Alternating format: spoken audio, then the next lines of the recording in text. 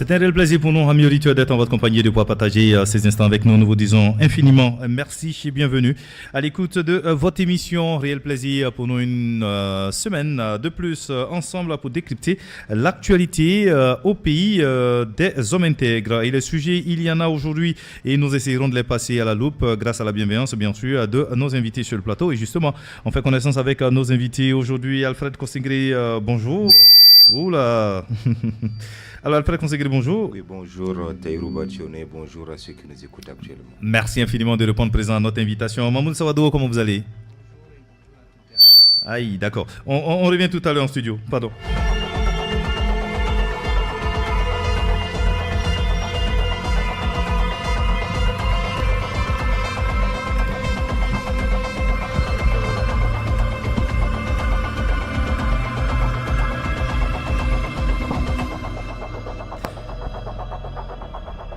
Voilà donc, nous sommes de retour en studio. Mamoun Sawadogo, je pense que maintenant on peut vous avoir. D'accord. À moins qu'on ait attrapé ton micro quand même. Oui, comme je suis avec le Walkman qui est habillé certainement en Walkman, je m'attendais justement plus ou moins à ces situations. Bon, d'accord, ok.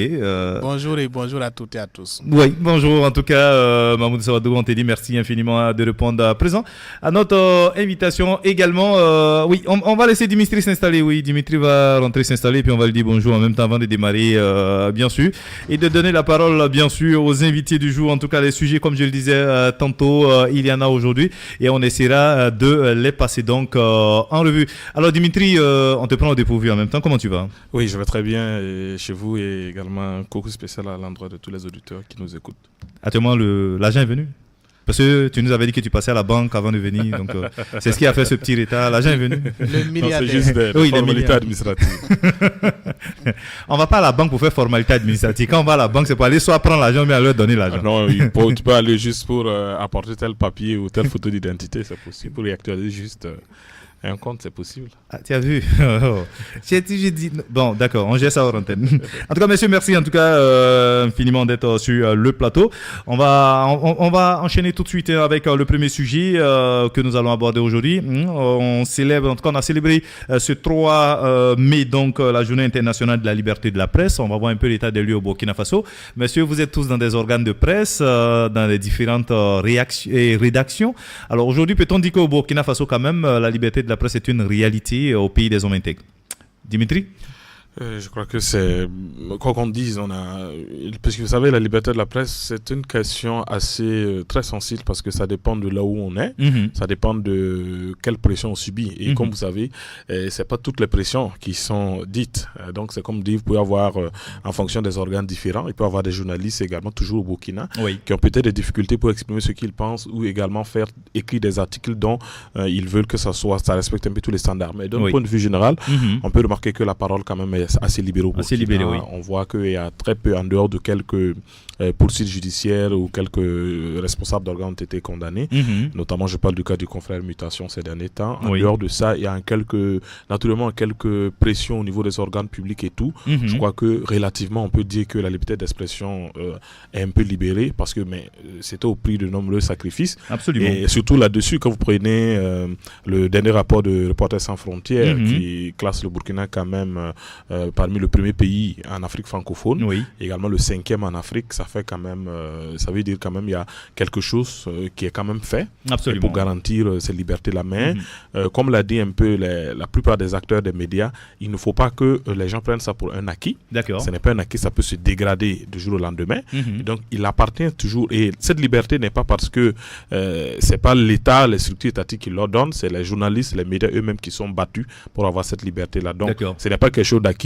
Donc je crois que c'est vrai, on peut se féliciter pour cette situation, mais je crois que c'est maintenant que le combat doit toujours commencer pour garder ce qu'on a déjà acquis, à savoir la liberté d'expression et d'opinion. Mahmoud Sawadogo, vous partagez l'avis de Dimitri? Oui, c'est vrai que ces dernières années, il y a eu quand même de sincères évolutions à ce niveau-là.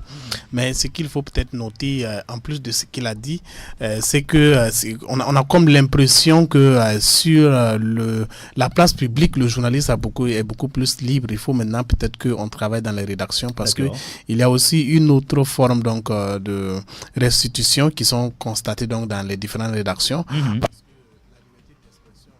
limite pas forcément au niveau justement de la place publique, parce que même si vous êtes libre, vous pouvez parler donc comme vous voulez. Oui. Et si il y a beaucoup de restrictions au niveau des rédactions ou les différentes lignes éditoriales que nous disposons, généralement on voit les pressions que les journalistes subissent à travers les patrons de presse et également les rédacteurs en chef. Dimitri Kaboré ne me dira pas le contraire. C'est un rédacteur en chef. Je sais que généralement il y a des orientations que l'on donne dans certains papiers.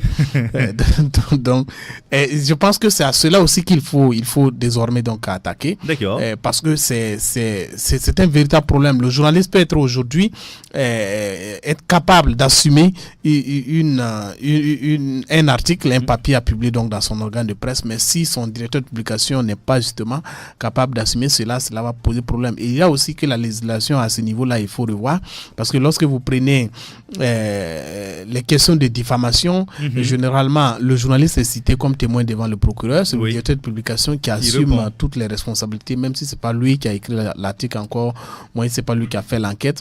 Donc souvent quand le papier arrive, c'est comme si le directeur de publication trouve que c'est difficile de pouvoir justement assumer tout, ça va être un problème. Peut-être qu'il faut revoir un peu la législation à ce niveau-là pour à un moment donné essayer quand même de personnaliser un peu la peine pour que les gens puissent pleinement donc s'exprimer. Sinon, à cette allure-là, on aura toujours peut-être un journaliste qui est libre dans la place publique et qui est dans son organe de presse n'est pas totalement libre.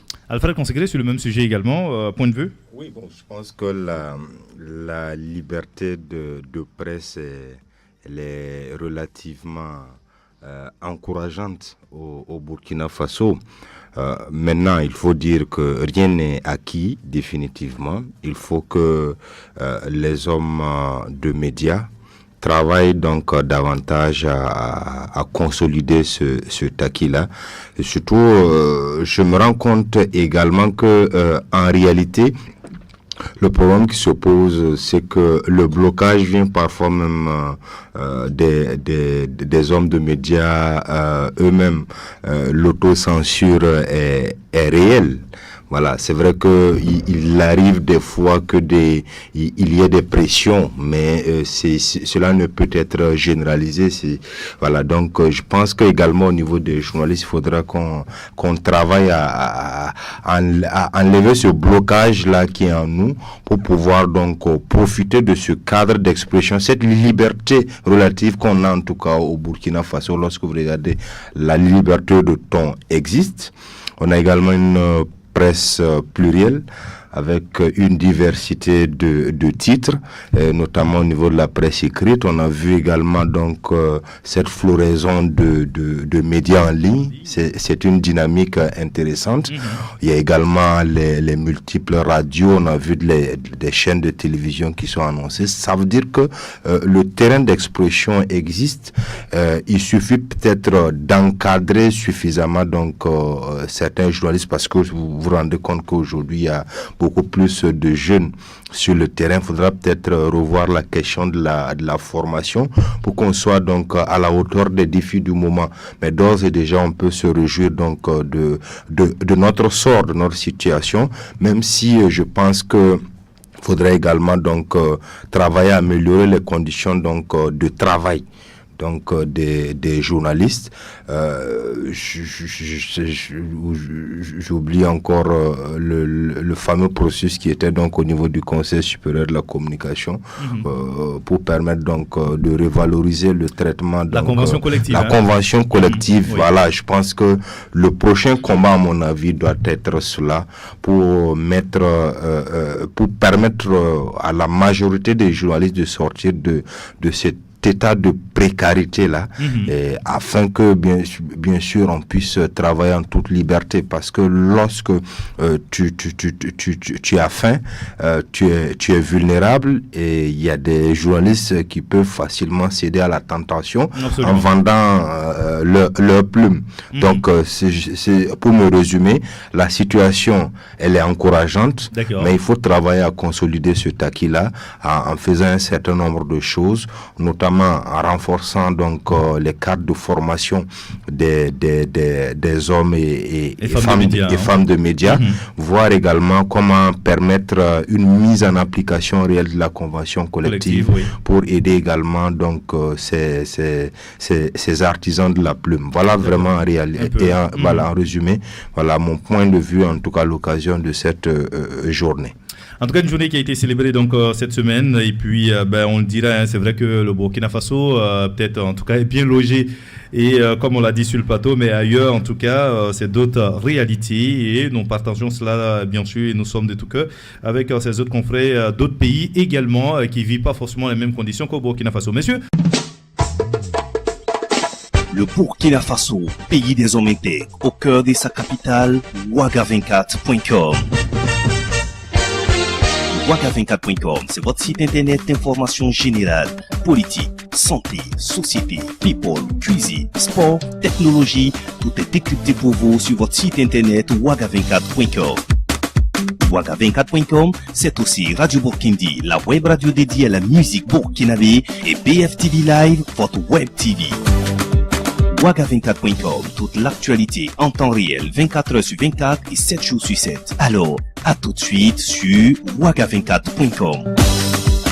Contactez-nous grâce à notre newsletter ou appelez-nous au 70 65 65 00. Ouaga24.com, la passion de l'information. Sampa Wende.